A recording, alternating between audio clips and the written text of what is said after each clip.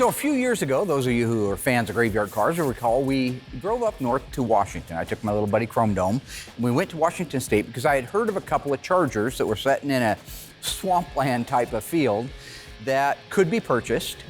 I knew that when I left here, based on the description, there wasn't much left of the cars, but they could make potentially good parts cars. So we went up there, and subsequently we bought those cars. They're coming to get you, Barbara. Buried deep in the Pacific Northwest, one team in Springfield, Oregon, takes on the impossible, finding dead Mopar muscle and bringing it back from the grave. Award-winning Master of Mopar, Mark Worman, his cousin Doug, his daughter Alyssa, his best friend Royal, his painter Will, and the rest of the GYC ghouls are restoring, resurrecting, and recreating some of the fastest, fiercest, and rarest muscle cars on the planet. This is Graveyard Carz. I almost like the picture and the setting more than I do the idea of bringing them back and cleaning them up. Yeah. So when we got there, it was pretty amazing. These cars looked so cool sitting down there in that, and it wasn't a swamp, just to be clear. It just looked like a swamp. The cars were so covered in moss and had been setting for so long. It just, like I say, I like to use the word natural habitat, because sadly, some of these cars, that is their natural habitat these days. When I'm there looking at those cars, I'm trying to make a decision of, can the car itself be salvaged? If it can, is it worth it? Is it a collector car? Is it a rare enough numbers car? Does it have enough to offer as a complete car? If those two are no, then I look at what kind of parts are on the car that I could possibly save. What parts have the redeeming value that I can't just call Auto Metal Direct or Classic Industries and order, but I need off of that car. So when you see me walking around those cars, I'm not just kind of taking in the ambiance, I'm actually doing a mental inventory of what can be saved. You know, these cars were not easy to navigate around. It was rough old timberland that was overgrown. So every step you take, you don't know if you're stepping on something. If you do step on it, are you gonna get, is it rusty? Are you gonna get, what do they call that, lock face? Or whatever it is, lockjaw? I don't know, something to do with stepping on something bad, right? But looking at the cars and trying to determine what parts are good, these cars are covered in moss. They're covered in dirt, they're covered in debris. So you have to have some experience, number one, in what you're looking at. Number two is just take your time, walk around and slowly inventory everything. A lot of stuff at a glance you just knew was destroyed on them. But again, my job is, before I make an offer on that car, what can be saved? Besides just the idea that I'm dragging a couple cars out of the brush, what can I actually save? So going around the cars, I came to the conclusion there really wasn't much that was salvageable. So you get to the front end of the car, the front bumper, the valance, the grille, the header, the openings, all of those things, garbage, rotted, and if they weren't rotted, they were damaged. Go to the back of the car, same thing. Tail lights, plastic is broken, the chrome is pitted, the opening around the body panel is rotted, the rear bumper is rotted and twisted and damaged, as is the rear valance. So now you got nothing on the front, nothing on the back. You go to the sheet metal, the fenders, nothing on those fenders. Both fenders are caved in. Both fenders are rotted. Both fenders have been ran over with D8 cats for all I know. Same thing on the doors, same thing on the quarter panel, same thing on the roof. No redeeming value on the exterior of the car. Move to the interior of the car. Everything in the car was garbage. Console, shifter, seats, steering wheel, dash, even the floor was gone. The interior of the car is interesting. Almost everything was in there. The instrument cluster was missing on the one car. The other car that had no floors in it had nothing in it. But the one I was looking at had the console, the steering column, the seats, all those pieces were in it. The downside is, and this is what I was talking about earlier, they were garbage from being exposed to the elements for however many years. Otherwise, we could have used console pieces. We could have used the shifter for something. But at the end of the day, that interior had a great big goose egg for any value. When I was done looking these cars over, there was very little that could be saved. All the sheet metal was destroyed. All of the interiors were destroyed. Under the hood destroyed. Bolt-on parts, everything destroyed. Except the reason I'm sharing this with you now, which is the roof inner structure. on both cars was salvageable. That's why I brought all this back. That's why I'm walking you back down memory lane. We are about to save a car because of those two cars. And when people laugh at me and say, why did you go out and buy junk? Why did you pay good money for junk that has nothing on it? Those two parts are why.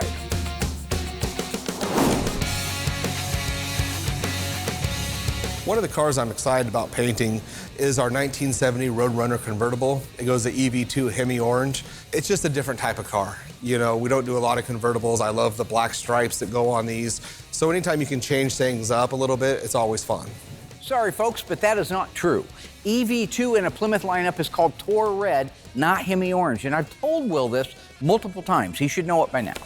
So the Tour Red EV2 Roadrunner came to us a couple years ago. It was in pretty rough shape, but we're at the point now we're ready to mask it up and get primer going on it. When the Roadrunner came to us, it was in bad shape. I mean, everything from the firewall back had to be replaced. We did floors, under seat pan, rear frame rails, quarters, rear body panel, all of it needed to be done. This car was actually featured in several episodes a few seasons ago where even the inner rockers were destroyed from rust. The car was just really a Midwest rotten car. And we talked about the reinforcement angle iron that goes inside of the rocker. So in case you guys missed that, that was a really, really neat bit. Because they had to be replaced, we were able to take the rocker off of there and show you what that piece looks like inside. So the piece I'm talking about is right here. This is 1/4-inch plate steel. It's shaped and mimics the inside of the rocker itself. So it follows the bottom of the rocker, up the side, and across the top. So you see right here, it goes all the way out to here, and then it spot welds down inside here. This being 1/4-inch plate, and it runs all the way from the edge of the rocker here to the very front. You won't see that in a hardtop car, okay? If you go out to our hardtop, our 1970 Coronet, and take a look at that, you'll see what I'm talking about. It's because we have no roof to hold the car together. Chrysler thought, and rightfully so, it would be a good idea to reinforce the rockers. So that's what these are. I believe that this part is actually available in the parts book. I think you can go back to the original parts book and actually order one of those back in the day if you were to happen to get in a wreck. So we have the other side opened up, and this is ready to get the new inner rocker. That's how we were able to see all of this. We already did the inner rocker front section here, like I said, with the floor. So this piece will go in this, set something like that. Across the bottom, it'll get spot welded along here. And it'll get plug welded down here. And that will help finish off the reinforcement and the strength of that rocker panel. So we're kind of, what we wanted to do, because it was so rotten in the main structure, is we wanted to do it piece by piece so we didn't lose the overall geometry of the car. Like we have in the past, when you blow something completely apart, you can lose things, lose its geometrical shape, and so you're fighting that all the time. So in this case, if you just leave it together, it moves it a lot faster through here. You know, from that standpoint, I guess you kind of consider myself a bit of a teacher, or maybe it would be a guru if it was a religious thing.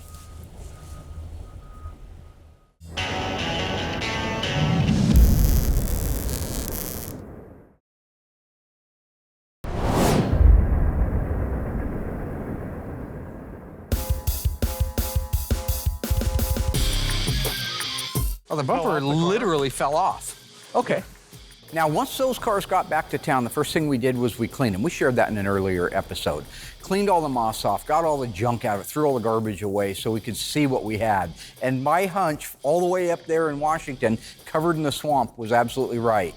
Very, very little could be used. A few interstructure pieces besides what I'm looking at, but for the most part, that roof interstructure, the quarter to wheelhouse and the rear header area that nobody makes, AMD doesn't make it, it was good. So that car was marked as a potential donor to be able to bring another car back to life.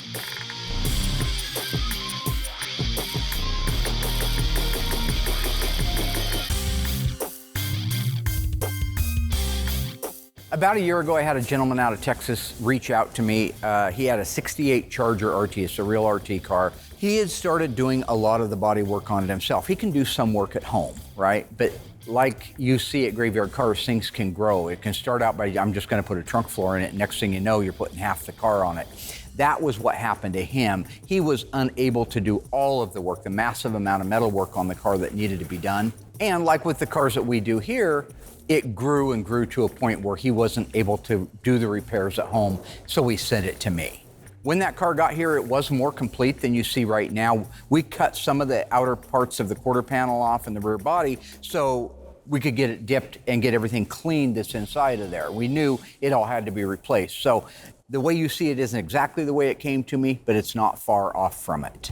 So now when you look at the car, everything that's off of it, you can see there's no back window inner structure, I'll call it. It's really part of the quarter inner structure, but if you look at it, there's nothing back there. It's wide open space. The package tray is gone. The opening around the window that the skins would go up against for the quarters that would make up the back window opening, they're completely gone. So that area that is so crucial, not the package tray because they do make that, but everything else they don't make, that's what we're going to be using these donor parts for. So as I had mentioned, the pieces that we're going to be saving off of the donor cars that came out of Washington are these roof reinforcement parts. Here's a great example of how a car that looks like junk can still offer a little something. Those reinforcement pieces are going to allow us to put this RT together.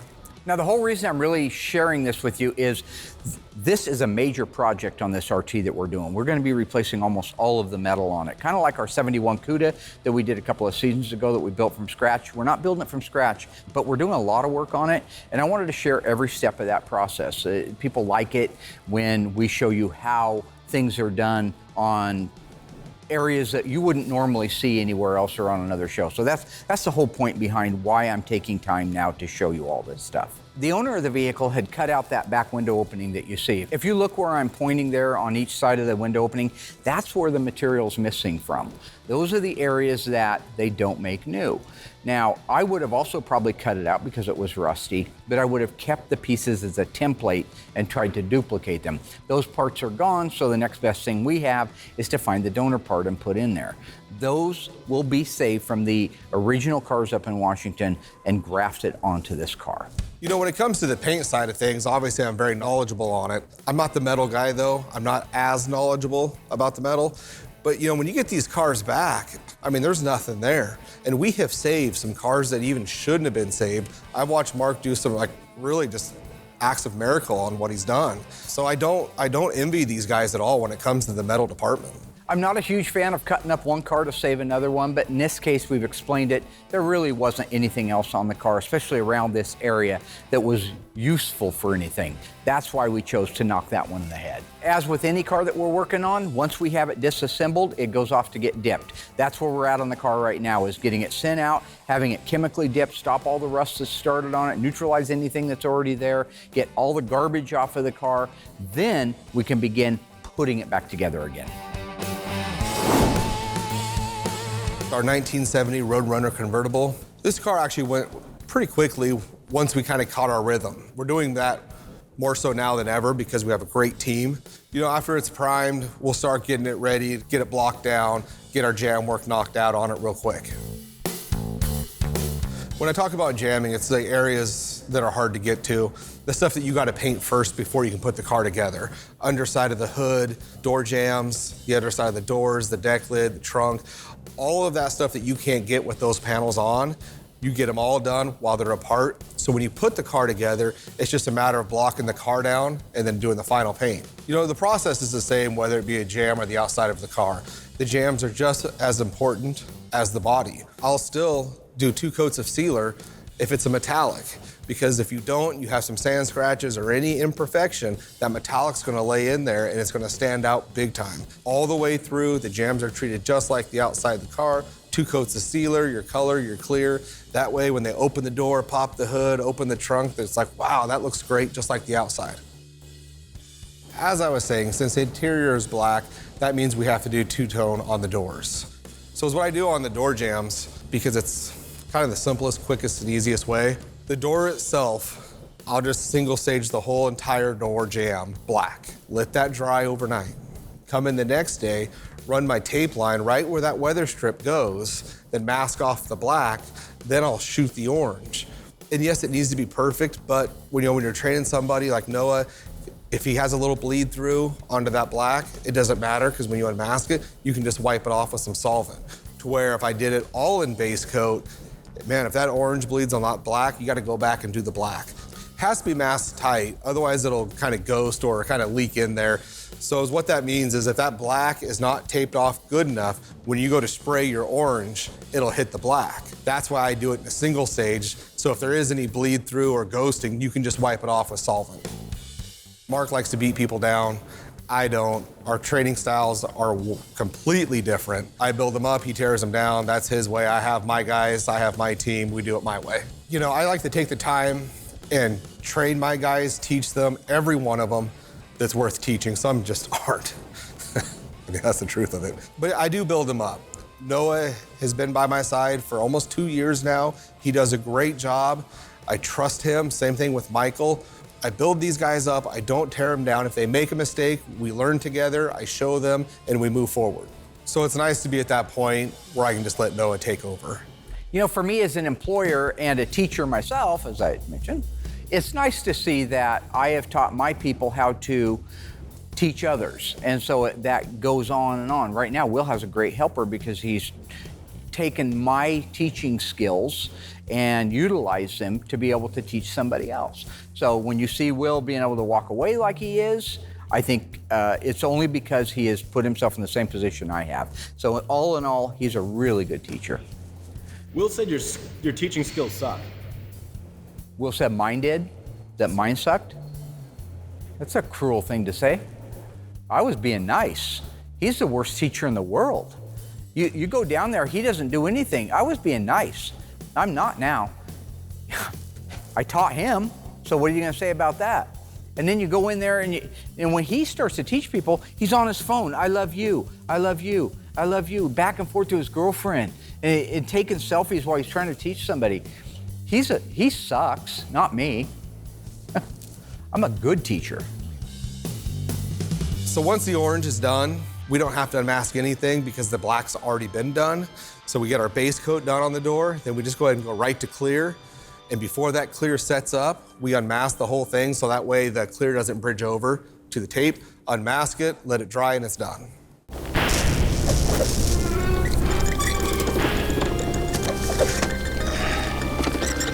Several seasons ago, we finished the restoration on this beautiful 1970 Dodge Challenger RT. This car is a factory 440, 4-speed, 354 Dana in plum crazy. True or false, the only thing we added to that car that it did not start life with was the Rally instrument cluster. If you think you remember, shout out the answer. Stay tuned after the break. I'll let you know how you did.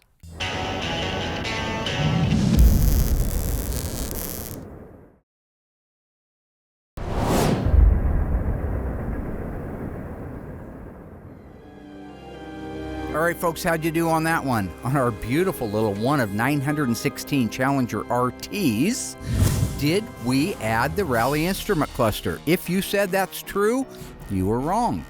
It had a Rally instrument cluster, but all Challenger RTs had a Rally instrument cluster.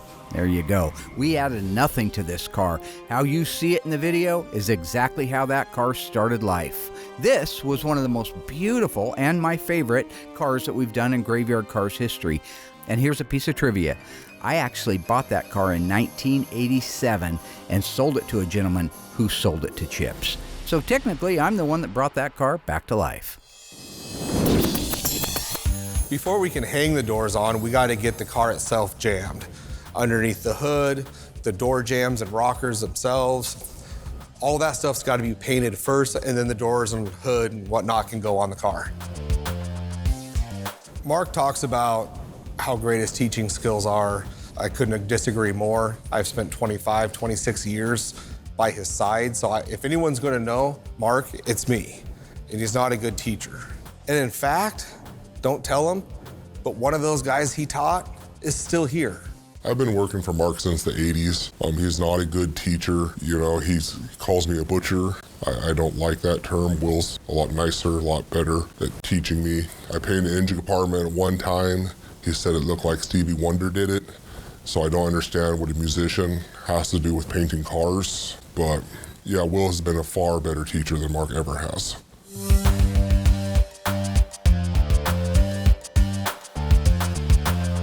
Now that we have the donor car cleaned up inside, I want to show you what parts we're going to be harvesting off of it for our 68 Charger that's at the dipper, and how we're going to do that. This is very, very intricate work.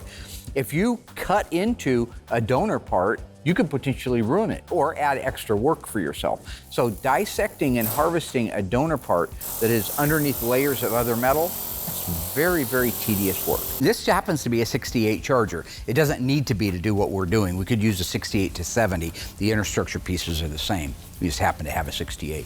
Where you see these markings at right now, what the body man's gonna do is he's gonna cut on that line, but he's only removing the outer skin. There's a whole bunch of reinforcements inside besides the pieces we're looking to harvest, but you gotta get access to them. So step one is clean the car up so you can see what you're doing. Step two is mark out where you wanna make your cuts and get the meat out of the way so you can get in there and surgically remove the parts that you want. So right now, he's getting ready to cut all of this out. Once he has that out, I can walk you guys inside and show you exactly what it looks like and how we do the next step. Well, I'm really happy in the mechanical department. I cannot believe what Shane and other of these body guys can do to put these cars back together. I would never imagine that cars like this Charger could be saved. I've known Shane for years, went to high school together.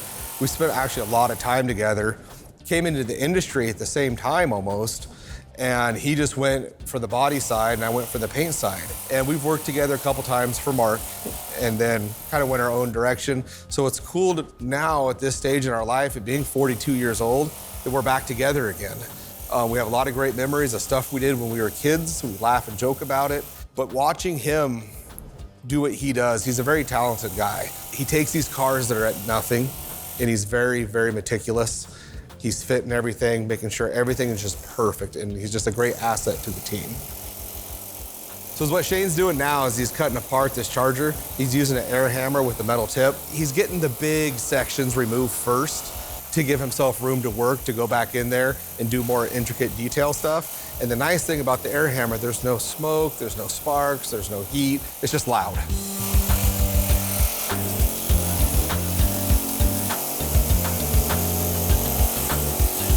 I can't believe how Shane can take a impact tool like we use in the mechanic shop, and he uses it to cut these cars apart, and I can't believe what a good job he does.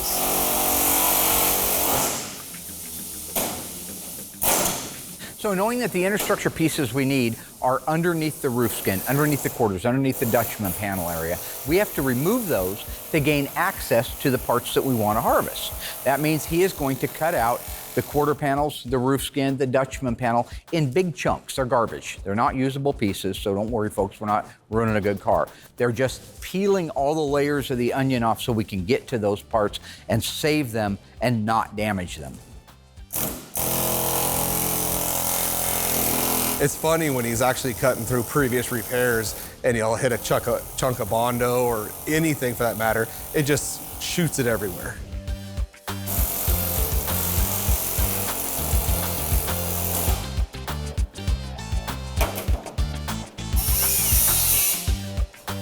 Now where the beam goes across the inner structure and the quarter panel lays over it, that's right against the bottom of that quarter skin. That's why he is switching over to a cutoff wheel versus the big zip rattle gun that's going to go through there. You have to be cautious and not damage the pieces that you want to reuse.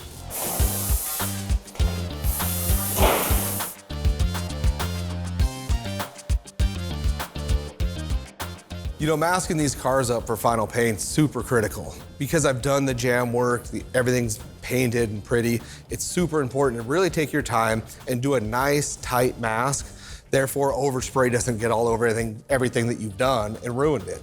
And there's nothing Mark hates more than seeing overspray all over a car. I masked up a car once. It looked beautiful, honestly. Mark came around, tore it all off, said it looked like Ray Charles did it.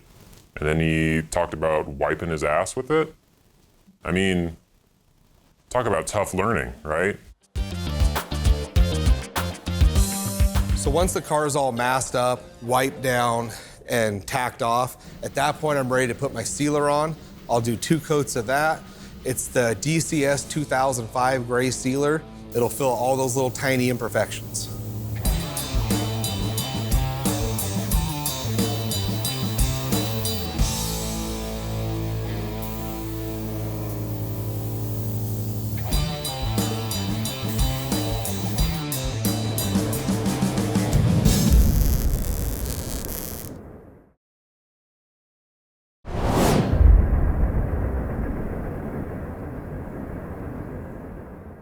Mark liked to think he was a professional pool player. He would take his time and line up the shot, look at it from different angles. I get tired of waiting for him, so I just kind of stand there with my hands on the table and not thinking, and when my fingers would go over the edge, he would see that as an opportunity to smash him.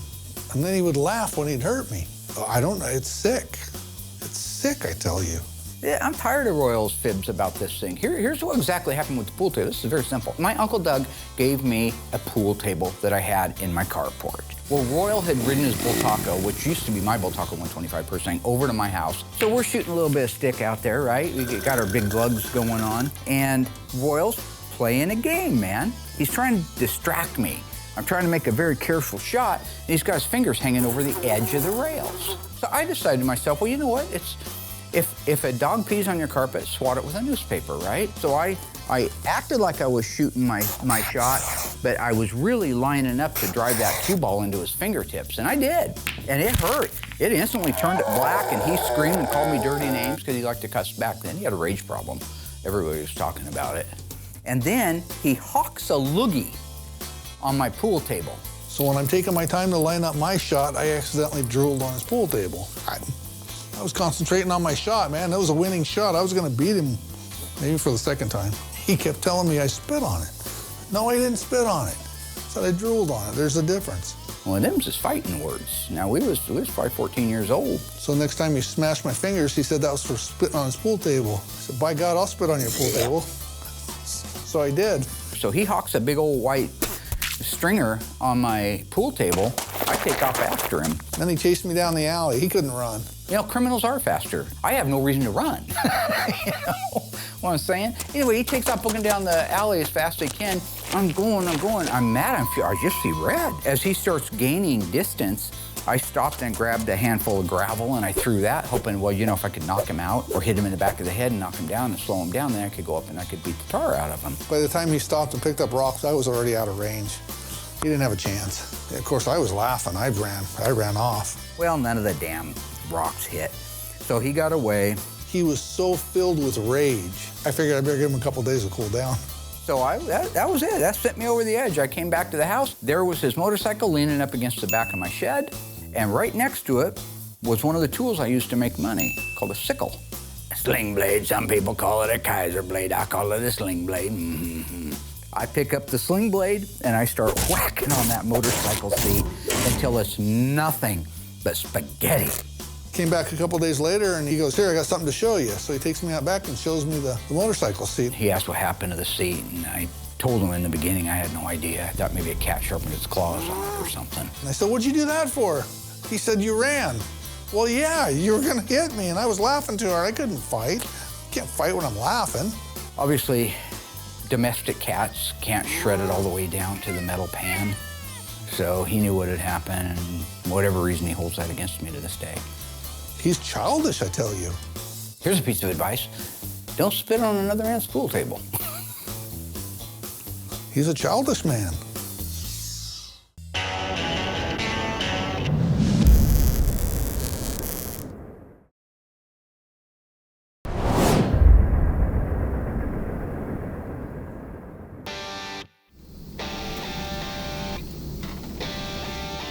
You know, EV2 Hemi Orange is actually a very transparent color. And Tor Red. Go ahead. Why are you here? I am here because I do not trust you any longer. What? Audience, you notice that we've changed positions. What has happened? You don't trust me? We've changed the camera. No, you said I was a bad teacher. You're the worst teacher God ever created. I agree. Okay. Then why would you call me that? Because you're not good either. Tony is the only one that is a good teacher. Tony is a terrible teacher. All he's thinking about is food all the time. He knows a lot, he doesn't but he's not a good degrade. teacher. He actually takes the time to explain. That's all he does. I call him up and say, hey, do you know? No, you call him up, you're like, hey, fat, beep. That's not true. I'll call him up and I'll say something like, hey, Tony, do you know if the, whatever it is, a 71 E-body with a A34, should that have an 11-inch drums? We talked about that there before. I don't know why you don't write this I call Tony. It's on my flash drive, that there. Just do your thing. You know what? I'm this done. is stupid. Good. Thank you. No. Shoot. I'll be quiet. Next question.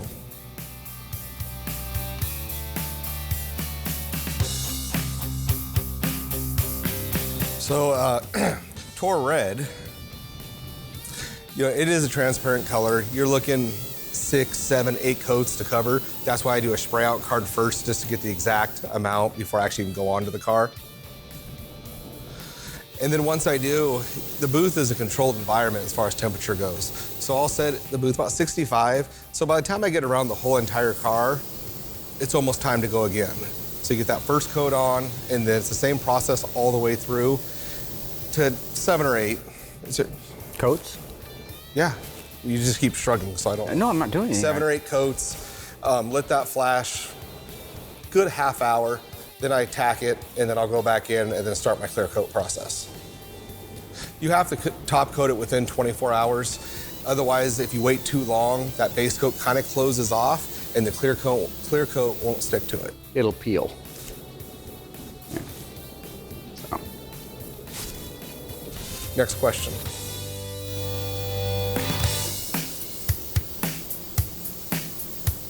So a lot of circumstances, these cars are too big to have a hood and deck lid in there with the car.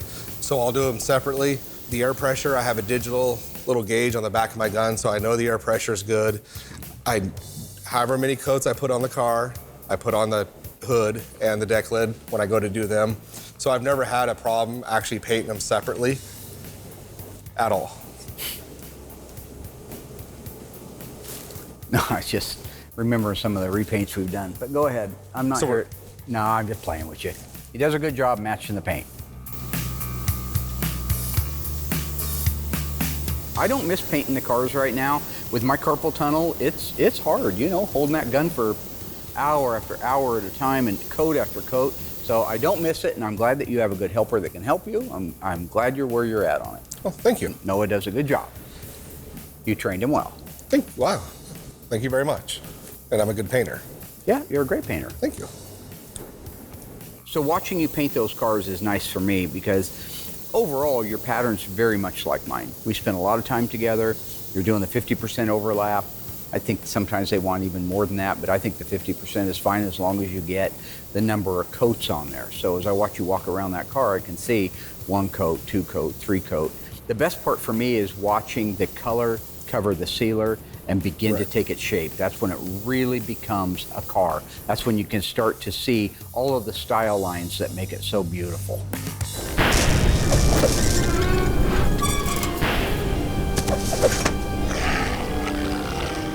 The world-famous Phantom Cuda left the factory with a 446 barrel engine, a 4-speed manual transmission, 354 Dana, and an N96 shaker hood. How many of these cars were made? Was it 18, 108, 1,008? If you think you know the answer, stay tuned after the break. I'll let you know how you did.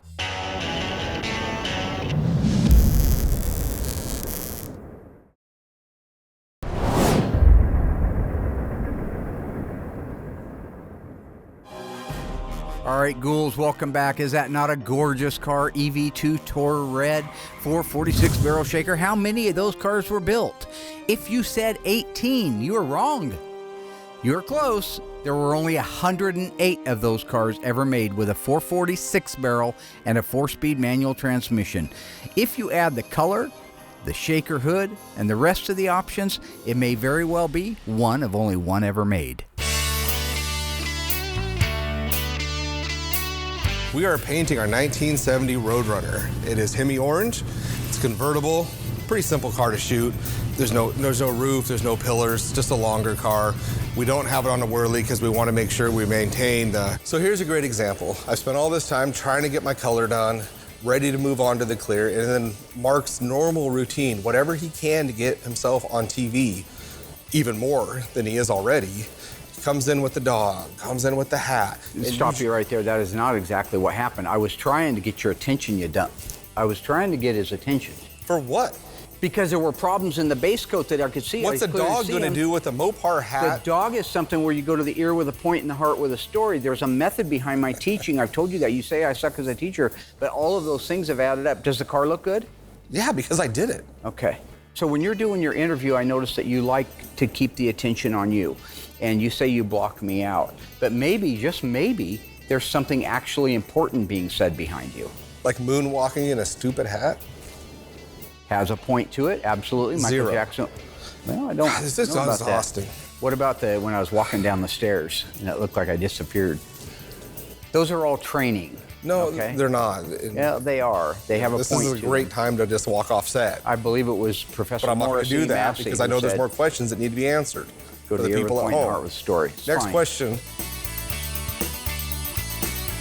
What you don't understand is I'm trying to help you be a better painter, okay? I'm taking my time. I'm trying to make you be a better painter, a better man, a better husband, a better father. Oh my God. I am taking. Are you doing this right now? I'm taking you under my wing in these situations, and I'm saying to you, it's okay to be you.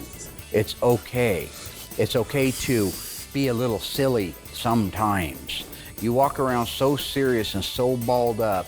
I really worry with your excessive weight, your blood pressure, and your cholesterol that you're not going to be painting much longer. The only thing you're going to be painting is the inside of a casket from 6 feet below. Did he hire a new painter?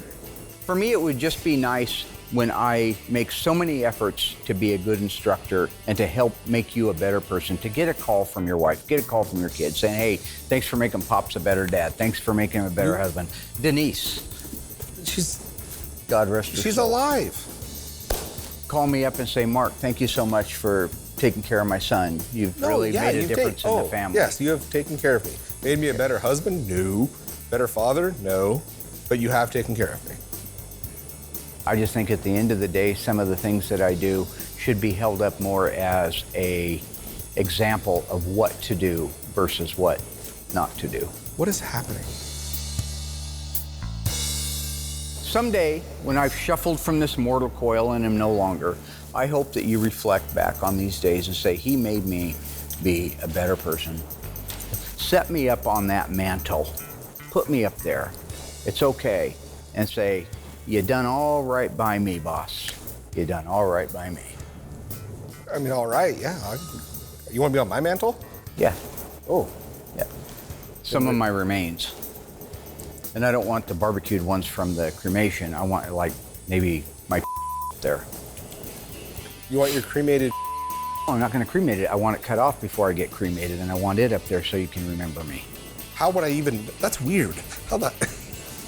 So my way of remembering you is your on my mantle? You say tomato, I say tomato. I don't.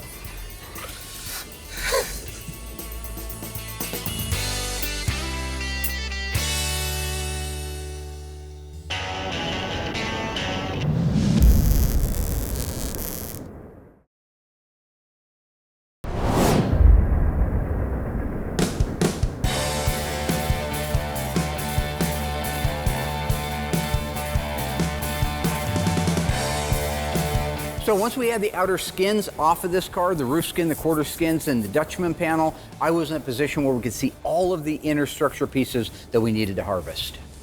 The parts that we're looking to save right here are the roof inner structure to the wheelhouse and the quarter inner structure to the quarter panel itself. These are the pieces that aren't being made. Now, just a quick side note, AMD did just announce that they are making these pieces for the E-body. That's right. Remember back a couple seasons ago, we talked about that they weren't being made? Now they're making them. They called me up and they gave me a personal thank you and said, thank you for helping us be a better company. It's always something. They never called me and said that. No, they didn't. No, but they certainly made a part I said was needed, didn't they? Okay. Now the rear header itself at the opening at the top of the back glass, that is being made by AMD, as are the side rails being made. The roof skin, the quarters, the Dutchman, all that we can get brand new. You know, it's funny when they took that Dutchman panel off of there, that's a great example of previous sins that we've talked about. We see it all the time, garbage after garbage. So somebody on this Dutchman really butchered it. Apparently it was rusted out, and instead of just replacing the Dutchman panel, which is what I would have done, they took pieces of a refrigerator, the outer skin of a refrigerator, which are aluminum, pop riveted them to the Dutchman panel, and then just caved it in and smeared Bondo over the top of it. So if you look carefully, you'll see little blue dots at all of the spot weld points that we need to drill out. These are the areas that need to come loose from the rest of the structure to give us the harvested parts that we need.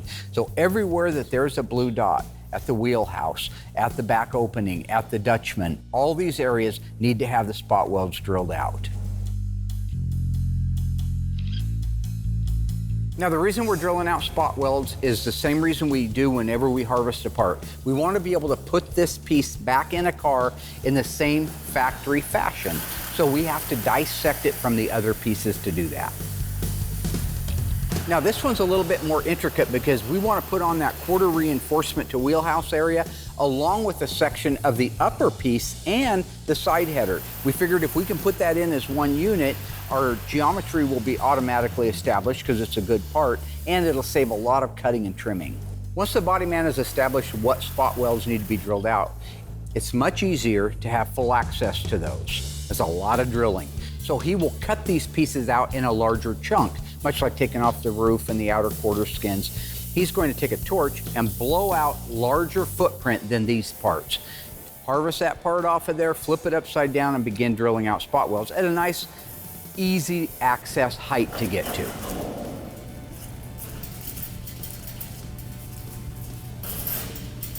Now that the major piece that we're going to be using is cut out, they'll take it over to the bench, drill out all the spot welds, clean it up, do the same thing to the car that is going to receive it. Next time you see that car, we'll be putting that roof infrastructure on.